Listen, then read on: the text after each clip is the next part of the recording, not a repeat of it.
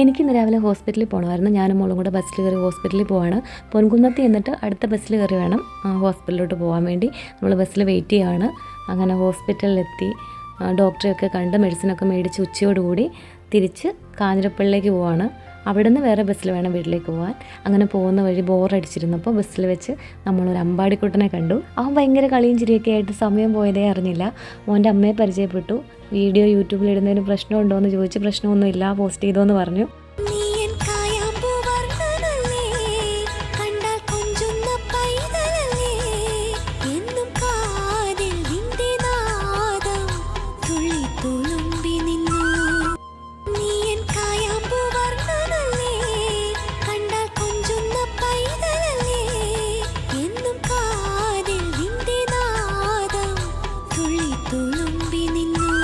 അങ്ങനെ അവരോട് ഞങ്ങൾ യാത്ര പറഞ്ഞിറങ്ങി. 2 മണിയൊക്കെ ആയപ്പോൾ വീട്ടിലെത്തി.